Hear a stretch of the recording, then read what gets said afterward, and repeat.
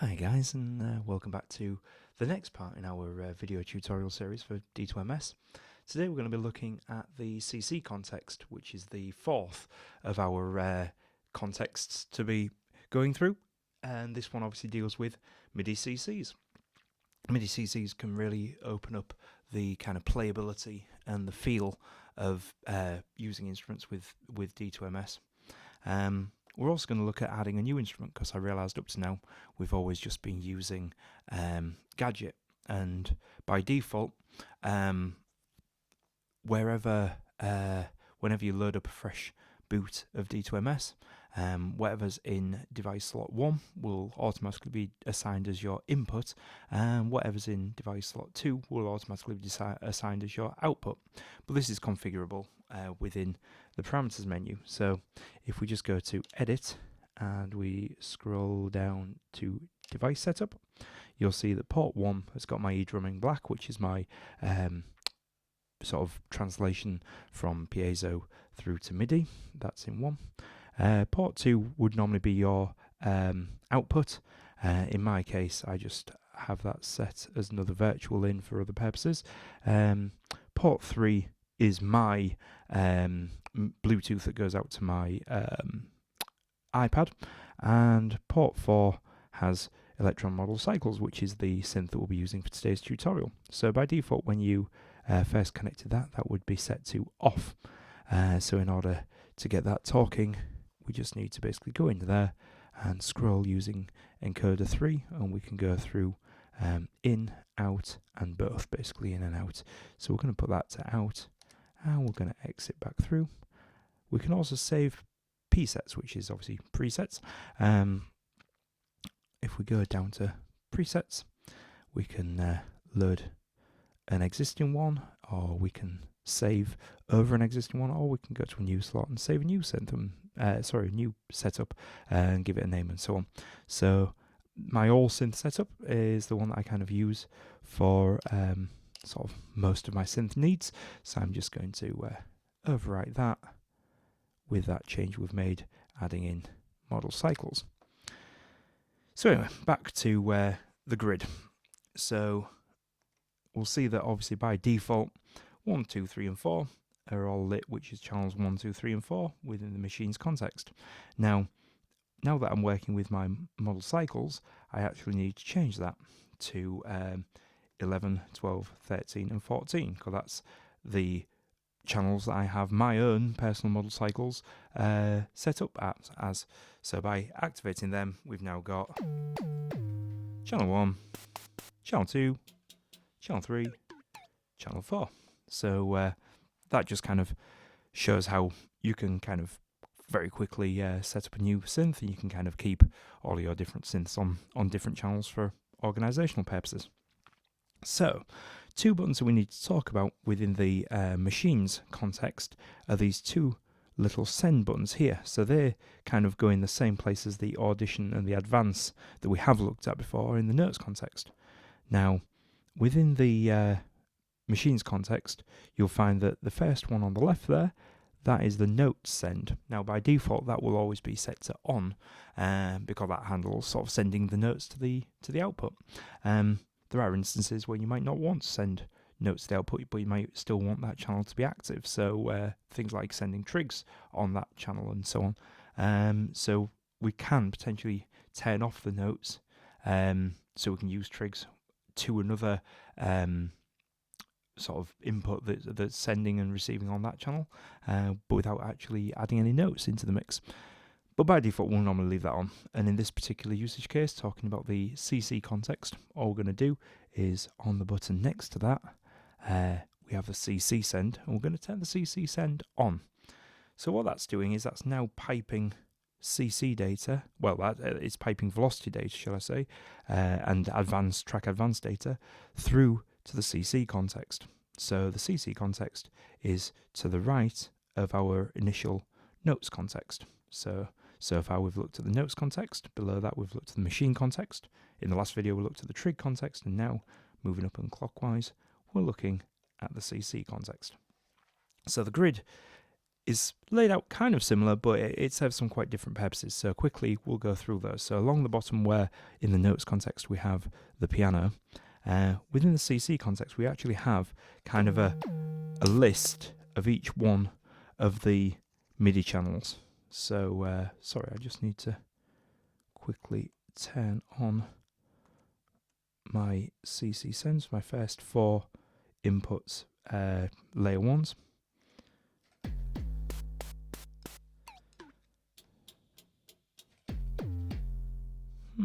Why is that not sending? 1 second. Of course it's not on. There we go.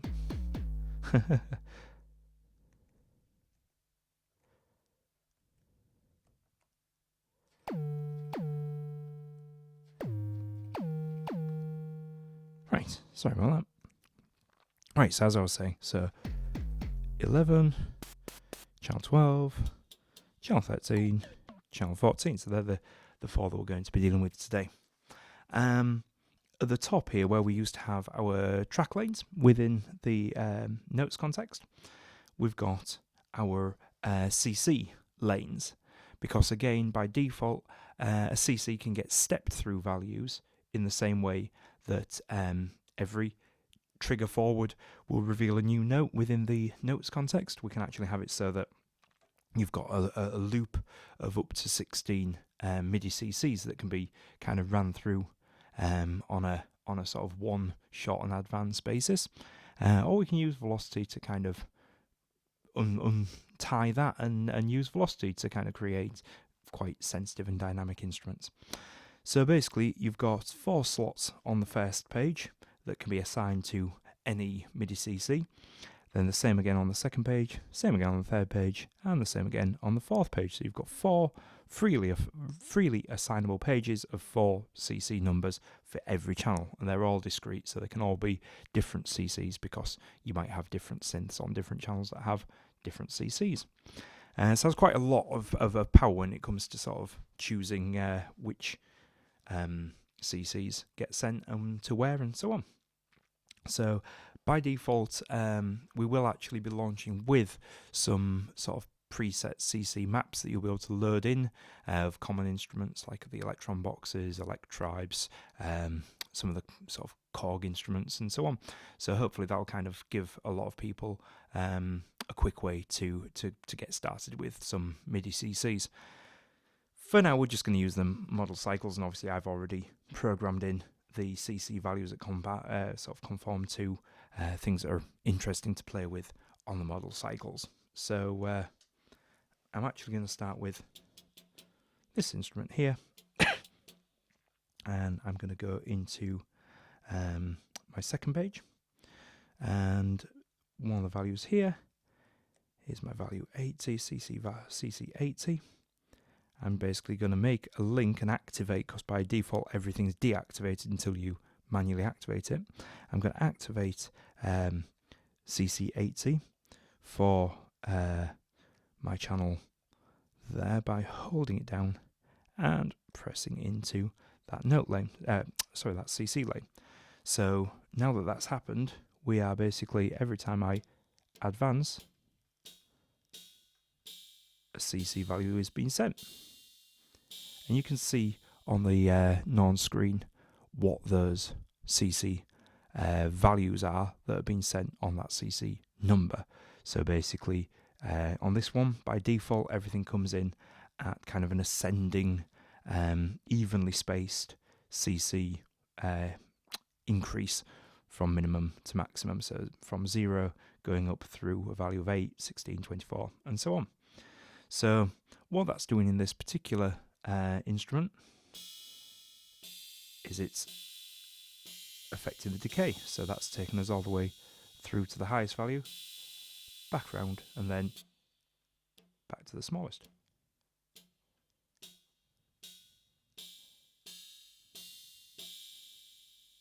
So that's that. So that's kind of nice, just so we can easily hear.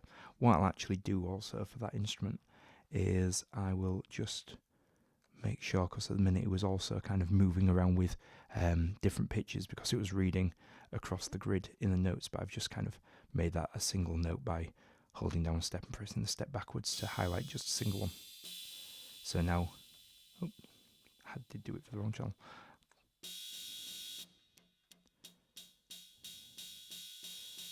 You can hear now how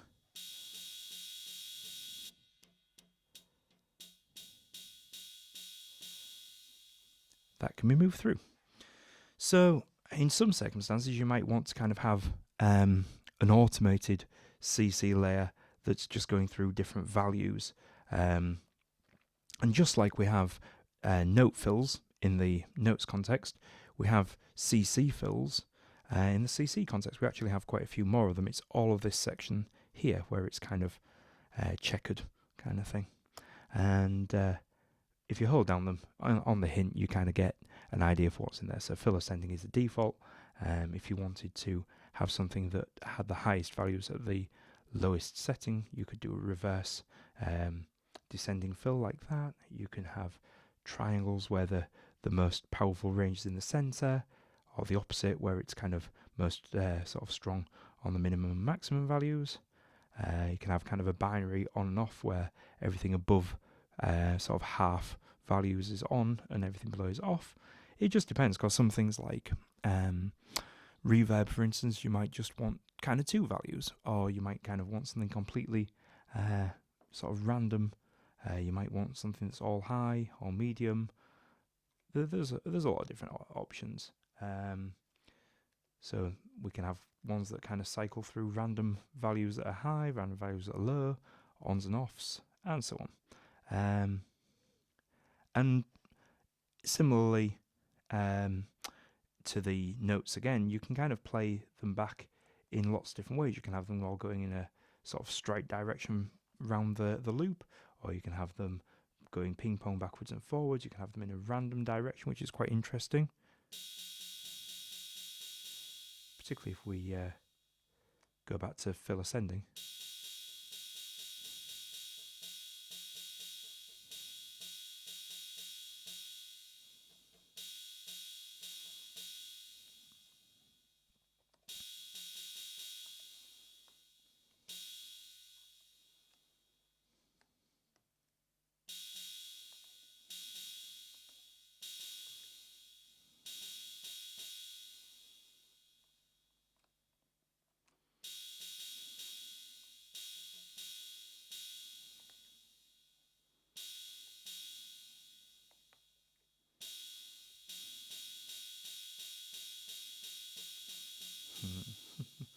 As you can hear, I just seem to have lost the ability to modify that, which is a little unfortunate in the middle of a tutorial, particularly when I've spent this long on it. But bugs will be bugs. Right, I'm just going to go and load in my previous setting. It appears like every tutorial comes with its own bug finding method at the minute, but never mind.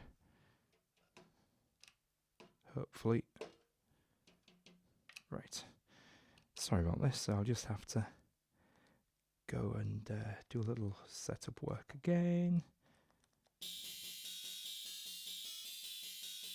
That was that.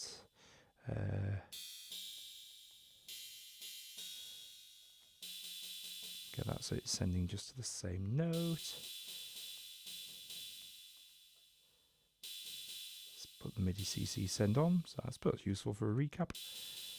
There it is, and okay, we're back again. I'll look into what the bug was, but at least we've kind of got that tracking. So the other thing that I was wanting to speak to you about is basically how we can use velocity. So right here we have like sort of a single key on its own, and that one is basically allowing to engage velocity mode. So what happens when velocity mode's on is, rather than going in the sequence, I can just press the button to the right of it just to remove where in the sequence we're at.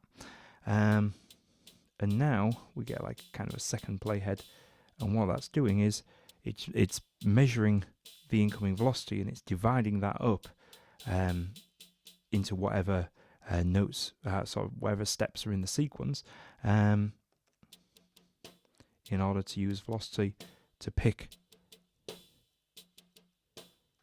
how high into the CC lane the playhead goes. And that's really good for dynamics. What's kind of interesting is to just quickly grab around, because obviously the more notes or the more steps that are in a given sequence, the more granular the velocity data becomes. But obviously with very high hits and stuff, you can sometimes end up with something that you wouldn't possibly want to be that long. So it's kind of a case of just finding the values that work for that particular instrument. Once you got that in,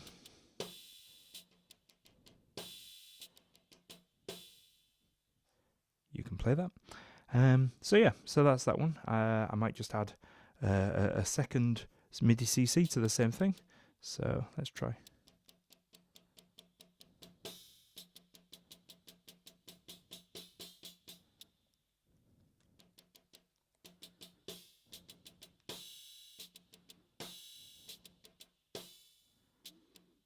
So as you can see, that's kind of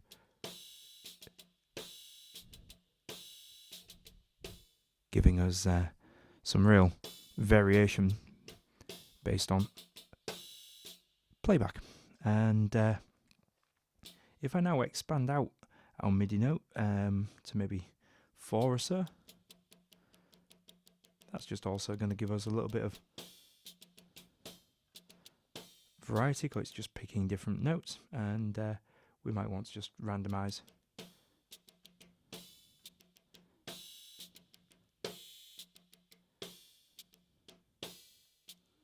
yeah. So to finish off, I'm just going to quickly do the same to a few other of the CC tracks, and we'll just kind of see what that sounds like.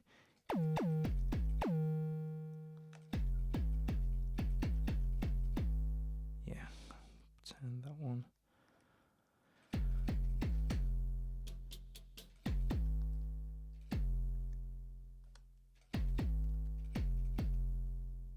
As you can see, when you move to a different CC number, even though you've got active ones here, they'll all go back to 0 until we've kind of put something in on there as well.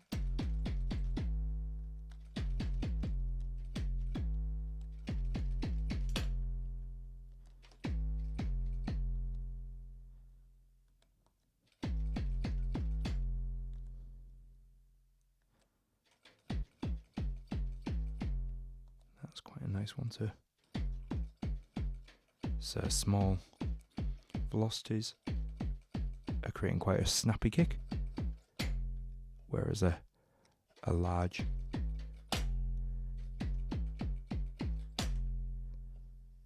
and it's just a case of playing with those CC values. You can manually enter a CC value by holding down 1, and then you can either pick from our presets there and insert sort of a divided number, or you can twist and go to 3 to pick a precise number. For now, I'm just going to put that back down to 24 where it was. And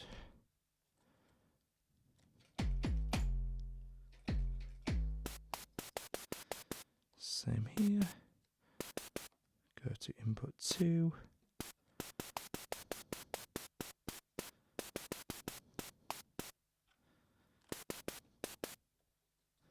And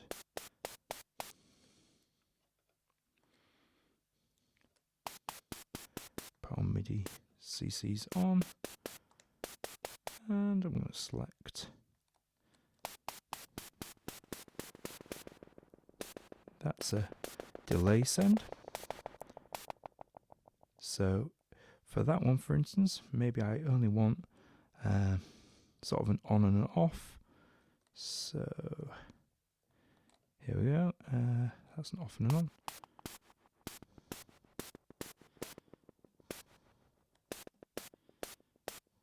So that's anything below the halfway mark is the delay sense off, and everything above the halfway mark is on.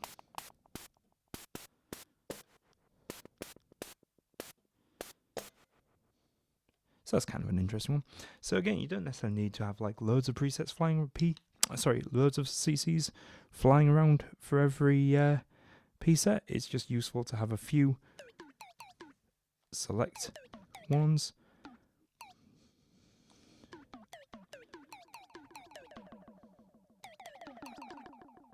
Just to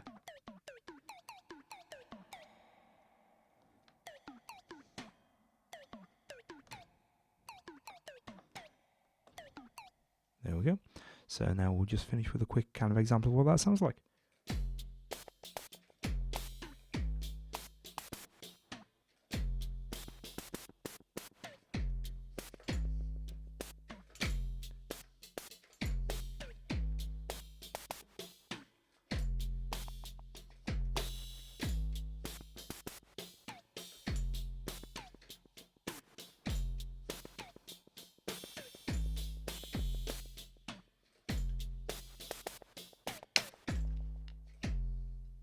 So yeah, sorry about the sort of interruptions and interludes in that one, but we got there in the end.